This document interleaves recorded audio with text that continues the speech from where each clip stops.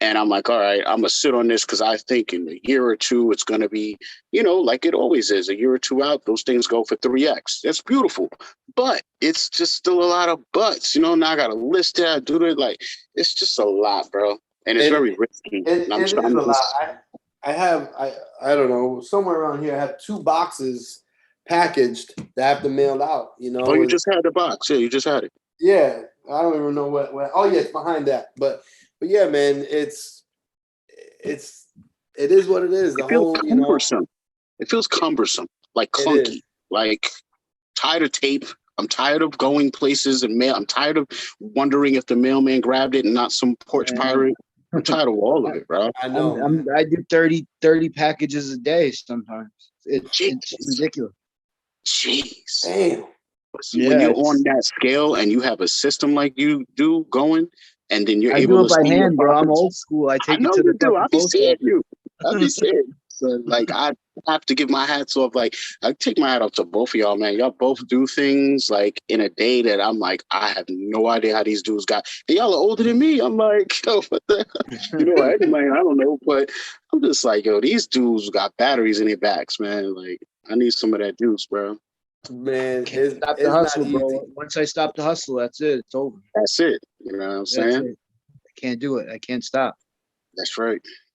So my question is, what do you consider yourself? A collector, a flipper, or an investor, or like a mixture of all those things? I'm definitely a collector. I guess it depends on what I'm buying, but let's just say as a whole, definitely a collector, man.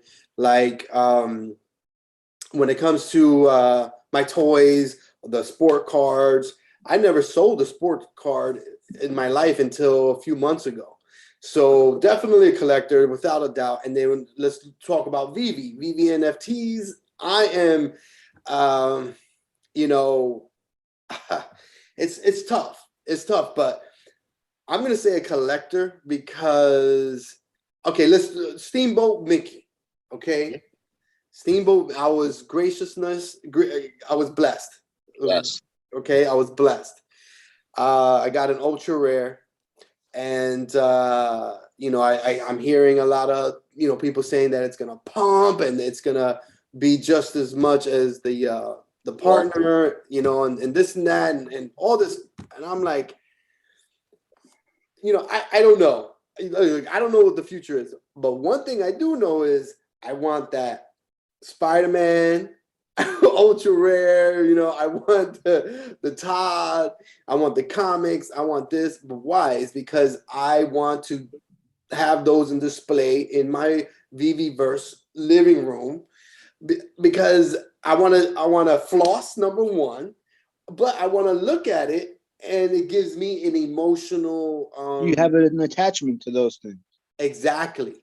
Yeah, you're more attracted to those than you are Mickey Mouse. Absolutely. Now, don't get me wrong. I live in Orlando and I have kids and blah, blah, blah, blah, blah. And I have pictures of me in Disneyland with a belly shirt. And I'm like 8 years old. I don't even know what my mom was thinking. She put this shirt on that comes up to here, bro. We all got it, bro. We all got it. Bro, anyway, that's but, bro, I'm sorry, I didn't hear you, Strange, but man, I said you were showing your nipples out here, boy. Oh. You're just lucky that you didn't have the shirt with the little fringes that hang down. I had it. I had the fringes, bro. Oh, bro, that's the only thing that it needed. Damn. And bro, even Hulk Hogan had it, man. It's no shame in it, man. Hulk Hogan, Yeah. So yeah, man. I had it on Hulk Hogan, bro. He's from Florida too, Orlando. So blame it on Hulk, bro. So look, I have the emotional tie to Disney. Don't get me wrong, but it's way stronger when the comic book stuff, Marvel, Star Wars, Star Trek. Right. So I have a small list of special items that if I'm able to sell the Steamboat Mickey and buy those, it's gone. So that's what I want to do. I kind of want to sit on. So And then those I'm not gonna sell. I want to buy those. I'm willing to sell and flip certain items for other items, but Right. those other items are to collect. Exactly. That's what I was about to say. In a weird way, Veve forces you to be a flipper, unless you just got mad bread and whatever you want to hold every single thing. But I mean, if you're participating in every single drop, there has to be certain things that, if you're pretty consistent with your drops, there's going to be things that you actually got lucky and got, and then you're just sitting here like, I really don't like this, or I really, I'll take a couple gems for this, So I think it's only going to become more of a thing where, not everything dropped is going to, pull on the heartstrings of everybody participating, because I was hearing a couple of AMAs ago where they were like, they're trying to work with like artists from like France and, real artsy fartsy type stuff. You know what I mean? Like Westminster type, all this crazy stuff, So I'm like, you know what? I'll still be going for those drops. You know what I'm saying? But I'll sell it if I get it, Like, that's it, man. Yeah, the power move is to sell the Mickey at a certain price, then time it to where you could buy it back and still have it for the future, but make enough money off of it that you could go buy a Todd or go buy something else that you want. Yeah, I mean, it's hard, but it's possible. I'll just say from my experience that, me and Crypto Pro were talking about this the other day. The question is, why wasn't the 12-day gem squeeze as big as other gem squeezes past that only were like 2 to 3 days of back-to-back drops? The reason why is because there's way more users on the platform. Right. So when you have way more users, things are spread out more. So if people are all panic selling, they're not all, and we have more collectibles in general than we had back at the last gem squeeze. So it was like, if you could only have a certain amount of collectibles, those are the ones that everyone's going to try and sell. Whereas now today, you got more people, what they have is more spread out.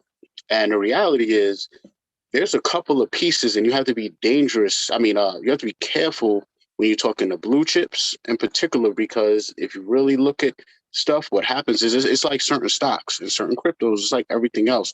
Sometimes when stuff hits a new high, that next low you're waiting for is never as low as the last low. And you're constantly chasing a situation that if you're trying to sell one or two of your collectibles to get into the next one, you'll notice that they all move together. So as yours is going up and you're like, cool, now I can sell it. When you go and look at the other piece, it done went up too. Yeah. And they just constantly will have a 20 to 30% margin where you're going to find yourself loading some gems to get it. Unless you hit on another drop and then sell that, and then that makes up for the gap. But I've seen over and over, including myself, like I've sold one or two high price pieces to try and get into another nice high price piece. Before I knew a gem squeeze was coming, gem squeeze comes, and then the piece I'm trying to get, it didn't even get affected. It never even went down. Why? Because the people who have it are holding it. It's not a lot of them made anyway. And it was one of the first pieces on the app ever dropped. So it's not like a super hot thing per se, like Adventure Time or Rainicorn. That's like hundreds of dollars. You know what I'm saying? Like if people are preparing for a drop back to, they're not thinking about spending $600 on a Rainicorn. You know what I'm saying? They're going to be like, I'm holding these gems, or, you know what I'm saying? So you got to kind of be careful how you move. And especially just thinking like, oh, I'll sell this, and when it dips, I'll just buy back. Like it doesn't always happen. You know what I'm trying to say? Like, of course, it's going to dip, but the problem is when it shoots up super high, that next floor still might not be obtainable. Right. You know? By the way, everybody in the chat, drop a like, a follow. When this video is uploaded, I'm going to have a link to the Discord. Look, we talk all things NFT related. And so, yeah, man, go ahead, join us in the Discord. It's a good, nice community. The Discord is crazy, by the way, bro. It's really, it's a lot. It's a lot to keep up with. It's a lot to keep up with, man. So, you know, but it's fun. It's fun. You know, everybody's been chill. And Yep. so Eddie had me laughing earlier. I went into our Telegram, and that's all I saw was, yo, the Discord is crazy. I just started laughing. so yeah, man. So I consider myself a collector, but now here with Veve, it seems like I'm selling stuff. Right. And you know what's interesting though is I don't see you as per se a investor. I think that the investor aspect will just come along with you being in it. Right. It's just like your car. It's like you're not sitting here looking at Beckett books every 2 days wondering if it went up or down. It's not about that for you. You know what I'm saying? So I think it's like you said, at the end of the day, you're more of a collector. And because of happenstance, you need to be a flipper. But right, you know, right. me, I consider myself an investor because I have pieces right now that I'm holding on to that if someone's like, oh, you know, of course, everything looks good. Of course, you could find a place for everything in your showroom. But there's certain pieces that I know, like when it comes to that master showroom or me dwindling down collectibles and shedding stuff I don't want, there's a couple things in there that is cool, but it's not the end all be all. Like when I think of my final showroom, like I don't see those being in there. So, you know, it's Right. crazy. Man. Right. But yeah, I mean, going back to what you were saying, when I go and I buy, you know, a card or whatever it is, a collectible, even if it's on Veve, don't get me wrong, it's you buy it because you want it to go up in value, but I'm you know, I'm buying it because I want to be able to look at it, sit back and be like, oh, you know, that's my collection, that's my piece.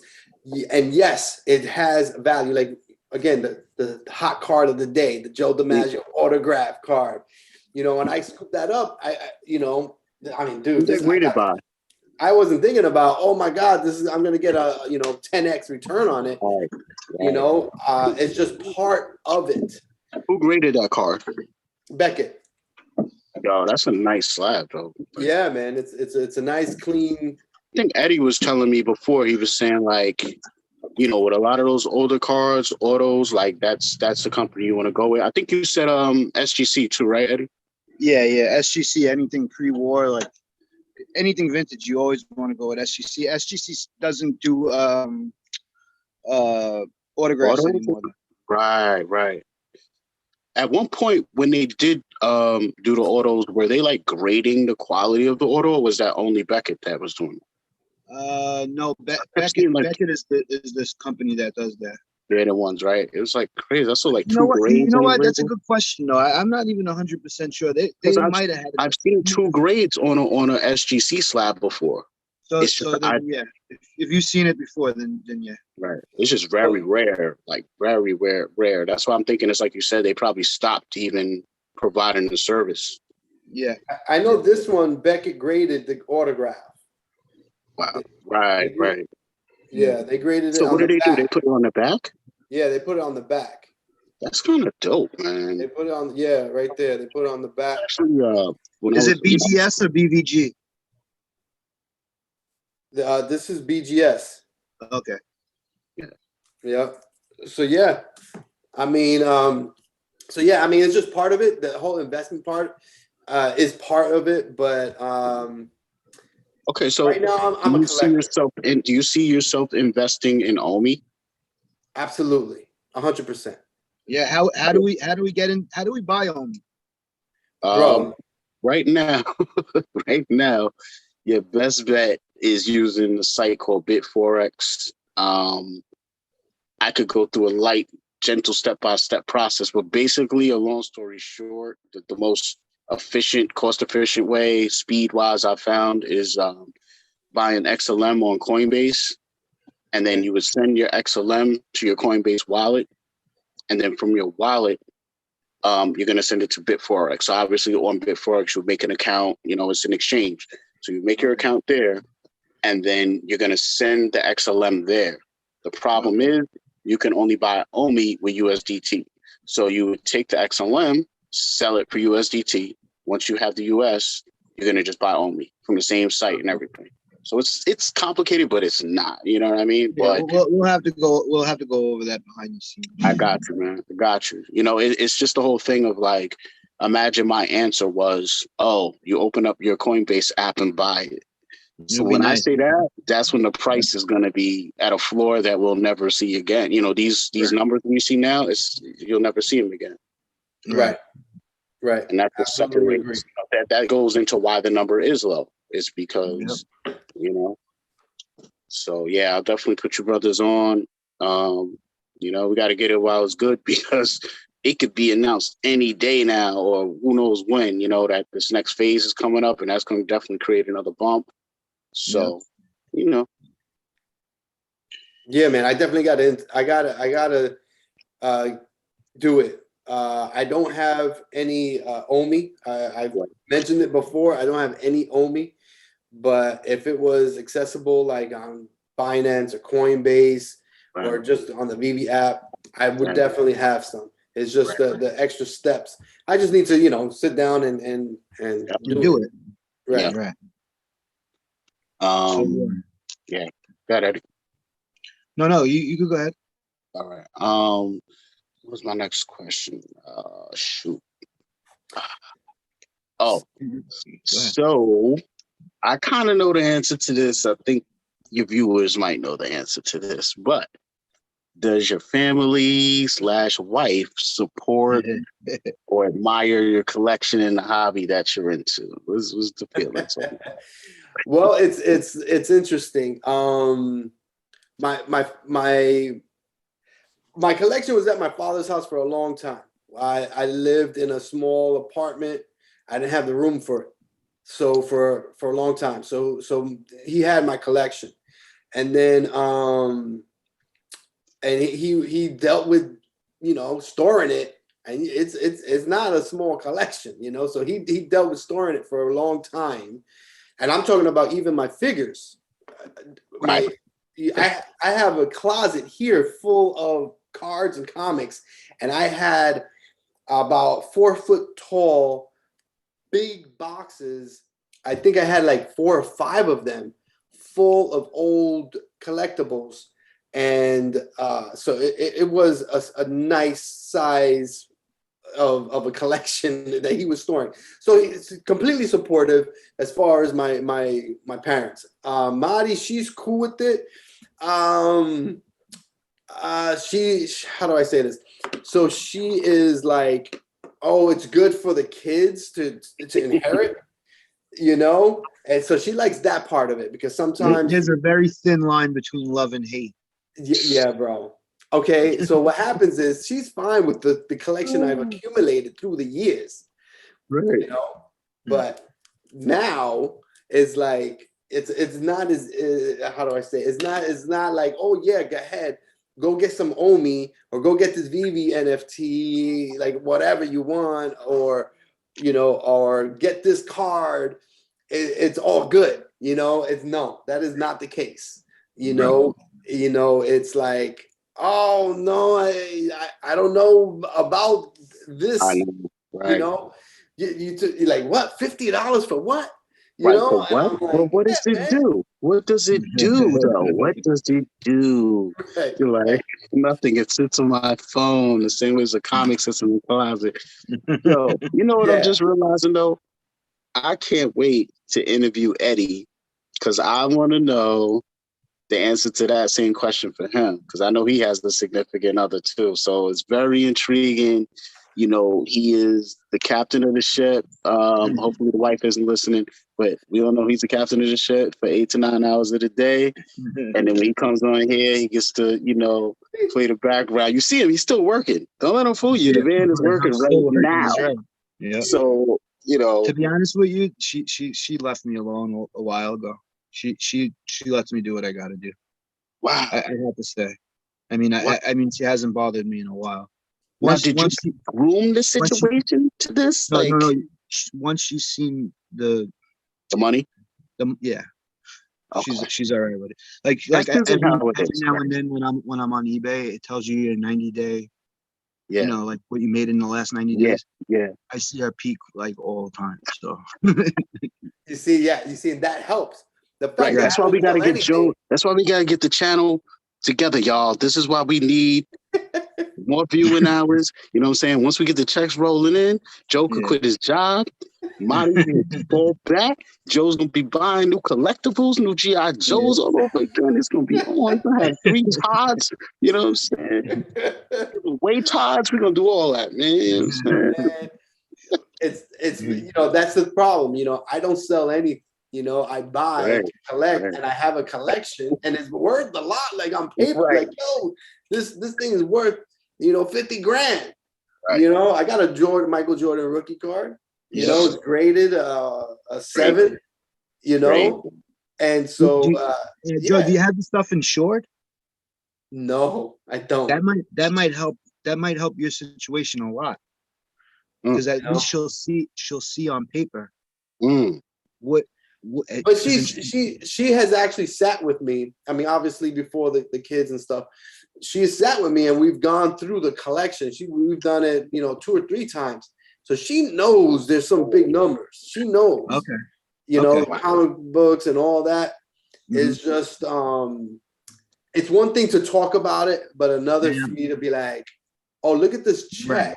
Right. I sold this. I sold that. You know? Yeah, look at this money or whatever. Right. You know, because you know why she also was probably thinking that about the kids and inheriting is the way she views you is like, okay, at the end of the day, this dude is probably just gonna die with all this stuff, and it's just gonna go to the kids. Right. You know, Because that's the problem. That's even when I look at Veve, right? These collectibles I have now, even when Veveverse comes and all that, that will probably just make it harder for me to want to let them go. Now that I could see them in an even better capacity than AR and all this stuff or whatever. So then, okay, well, at what point are you selling something? Like, I even think about this for myself because the more sicker it gets, the less I'm going to want to sell it. This is why I'm going into it like, bro, I have to get 2 of them, 3 of them.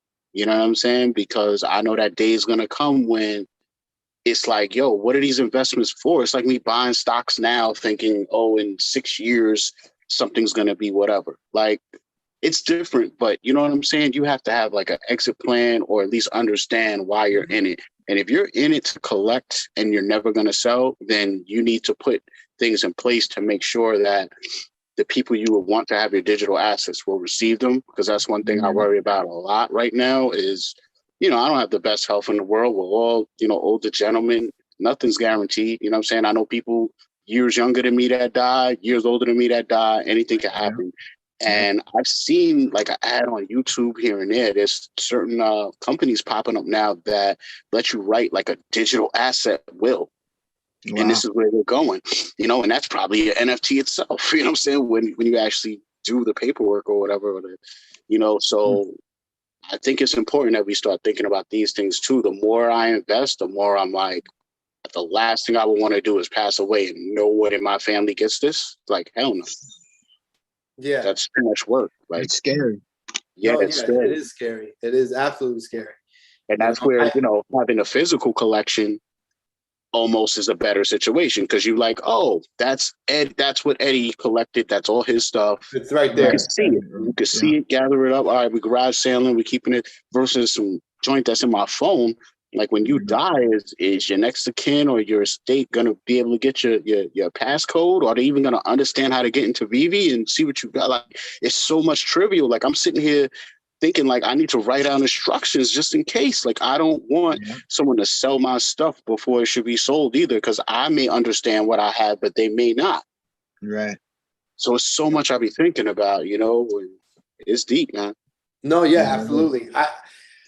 I don't know, you know, going back to what, you know, Mani and the collectibles and stuff, I told her, I was like, you know what, maybe I should sell some of the big stuff, you know, and she's like, nah.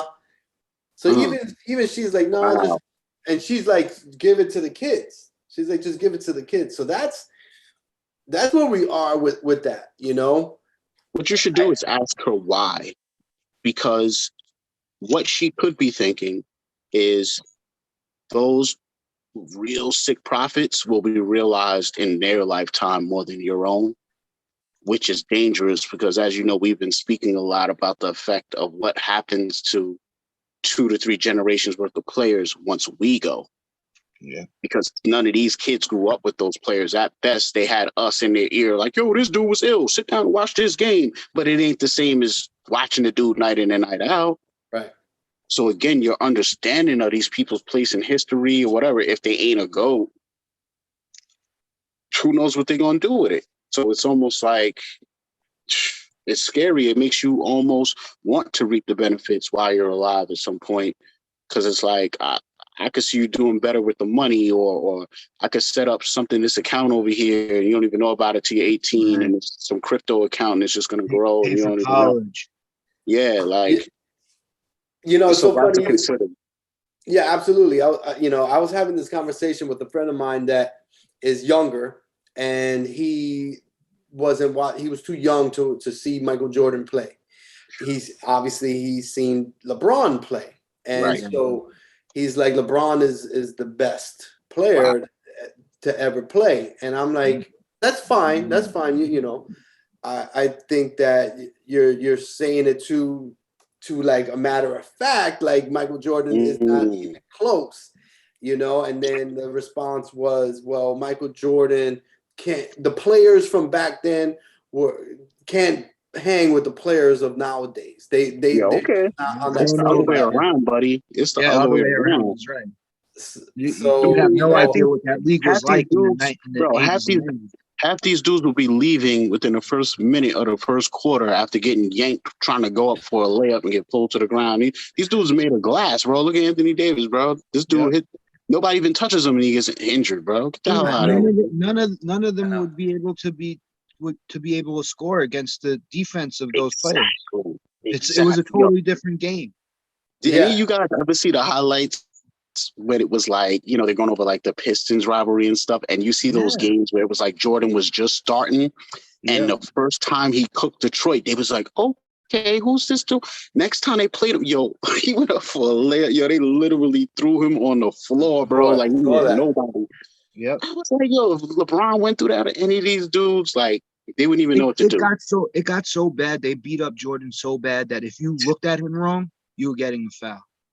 Yo, that's why that was happening. Because they beat him up so bad because they didn't know what else to do. That every referee would call foul on whoever was just looking at him. Yo, because they be trying to guard him. They just tap him a little bit. Foul. Like what? Yeah. But yeah, man, I get so frustrated. They would just get frustrated. They wouldn't even know what to do at that point. Yeah. And John G in the chat says savage. It was a savage game back then. And I completely agree. Yes. It was savage. That was a great way to put it, you know. And the thing is, look at football. What was that, Eddie? Look at football. Oh my God. But man. How many quarterbacks you see get gang tackled and come up with their helmet turned sideways, facing the other direction? Bro, the game is to now set up to protect the quarterback. Right. And it's just a totally different protect game. all the players way more. And to be honest, it makes sense because each player is worth more now. Yes. And the crazy part is they get hurt more. Right. So going back to what we were saying, that the whole investment thing and the with Madi and the cards and the collectibles, you know, she's with it, she's cool, but she's like, you know, be easy with the spending, with the buying all of them, and going with and so she's like, give it to the kids. And to go with what you said, the reason why I brought up that statement by my friend is because that's him. What is his kids gonna say? Right. And then his kid, and he does have a young kid, and he's like, you know, that young kid, when that young kid is 25 years old, right? And Michael Jordan is, you know, we're all gone. We're all gone. You know, there may be a new Jordan, LeBron, or the next flavor. Now you're talking a few generations ago. They're like, Michael Jordan. What? And basically Jordan becomes Dr. J. Yeah, exactly. which is a Exactly. damn shame. Because how do you talk about a top anything when before Jordan, Dr. J owned everything, bro? He took over the dunk contest. I mean, in-game stuff. It was ridiculous. And then, like, bro, how do you discount Bill Russell? The man got more rings than could fit on his hands, bro. Yep. That's crazy. No, So, there's, you know, there's a and lot of you're there's a lot of absolutely old right. players that get discredited, man. It's a And shame. it's disgusting because their cards and everything, memorabilia in general, should be doing way better. And all of this stuff just turns me off to really even. Al Alcindor, Kareem Abdul-Jabbar. Yeah. Those are 2 cards I want to get. You know, I don't have. You know, so the thing is, I see. I want to keep them. I want the kids to inherit them, but I see that they don't really. I mean, they're young still, you know, but I don't know, man. I'm with Strange. Like, I'm not sure if that is the right play, because I don't see them getting the like we have a recognition. generation of historians. Exactly. If culturally we were in a place where the cool thing to do was look at what happened in the 90s and the 80s, we'd be talking something different.